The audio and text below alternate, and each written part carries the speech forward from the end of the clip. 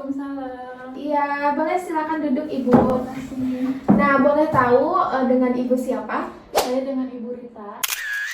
Oh baik Ibu Rita ya. Hari ini saya akan membahas hasil laboratorium Ibu terkait pemeriksaan kolesterol ini ya Bu. Nah, Ibu itu kolesterolnya, nilai total kolesterol Ibu itu sekitar 245 mg per desiliter Ibu ya. Sementara untuk normalnya itu ada di nilai kurang dari 200 mg per desiliter Bu. Sehingga nilai kolesterol Ibu sedikit lebih tinggi dari batas normal ya Bu. Nah, Ibu mungkin bertanya, apa sih kolesterol itu ya? Jadi kolesterol itu seperti lilin Bu di dalam tubuh. Nah, sebenarnya kolesterol itu baik Bu ya bagi tubuh. Cuma kalau berlebihan itu tidak baik Bu. Nanti si kolesterolnya akan mengendap ya di pembuluh darah seperti ini, kerak pada pipa. Jadi kalau misalkan pipa ya Bu, kalau misalkan pipa itu ada lumpurnya di dalamnya dan ketika air mau melewati itu kan akan terhambat ya Bu, tersumbat. Nah, begitupun untuk darah di pembuluh darah juga Bu. Apabila di pembuluh darah ada kolesterolnya, ketika darah ingin mengalir itu akan tersumbat juga. Jadi kalau misalnya darah mau menyuplai ke otak ataupun ke jantung itu akan menyebabkan, kalau tersumbat ya Bu, akan menyebabkan stroke dan juga jantung Ibu. Tapi Ibu tenang aja ya Bu, ini bisa kita tangani ya Bu. Bu Rita, kalau boleh tahu Ibu suka makan gorengan atau seafood, jeroan Ibu? Suka sekali Ibu, saya tiap hari memakan gorengan. Oh, jadi Ibu setiap pagi ya? Iya. Setiap pagi makan gorengan ya Bu? Jadi salah satu gorengan itu merupakan penyebab utama dari kolesterol naik Ibu. Apalagi kalau Ibu ditambahnya itu tidak gerak atau tidak olahraga gitu ya, itu bisa memperparah Bu. Apakah Ibu merokok atau mengkonsumsi alkohol Bu?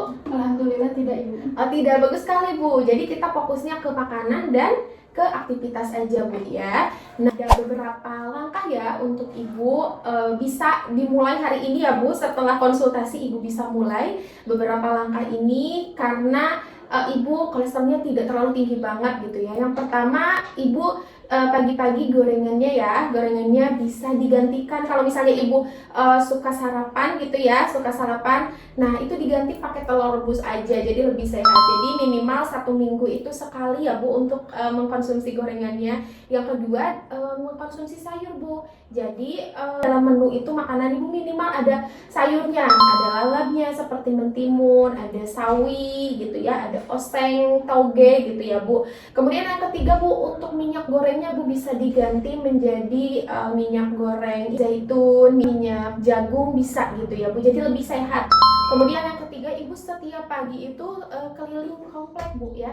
Kalau misalnya Ibu ada kegiatan ya Bu, paginya gitu mau antar anak sekolah ya Bu. Nah itu bisa sorenya Ibu. Yang penting Ibu konsisten aja gitu ya. Setiap hari lari ya, yang lari kecil aja, ada pergerakan gitu Bu. Tapi apakah tidak perlu obat dulu Ibu? Ya untuk sekarang tidak perlu ya Bu, karena kolesterol Ibu kebetulan tidak terlalu tinggi, sehingga kita ubah aja lifestyle Ibu ya, gaya hidup Ibu dirubah. Tapi kalau misalnya selama 3 bulan kolesterol Ibu tidak turun ya Bu, Ibu bisa konsultasi ke dokter biar dikasih obatnya gitu ya Bu. Nah seperti itu Ibu. Terima kasih Ibu, saya jadi lega, penjelasannya juga mudah dimengerti. Sama-sama Ibu, saya juga paham bahwa Ibu itu untuk mengubah pola makan itu susah sekali ya Bu. Tapi Ibu juga sudah hebat, udah mau diperiksa dan mendengarkan penjelasan saya gitu ya Bu. Dan Ibu juga tidak perlu terlalu takut ya Bu, atau jangan stres, karena stres juga bisa memicu kolesterol naik ya. Saya anjurkan ya yang tadi disarankan. Yang pertama, Ibu cari aja menu makan selama 1 minggu biar Ibu itu tidak boring ya, makanannya bervariatif dan gak bingung gitu nanti besok tuh mau makan apa gitu ya Bu. Kemudian yang kedua, Ibu jangan lupa ya untuk jalan rutin ya, jangan lama-lama aja Bu, 30 menit, 15 menit bisa, asalkan konsisten setiap hari. Yang ketiga, Ibu jangan lupa untuk cek kontrol kolesterol Ibu ya, yang 3 bulan tadi ya, 3 bulan sekali, baik itu di apotek, di puskesmas, di klinik bisa. Dan Ibu juga kalau misalnya merasa sesak ya, sesak dada atau kebas ya, kesemutan, Ibu bisa langsung konsultasi ke dokter saja, seperti itu. Oke, terima kasih sudah menyimak simulasi ini.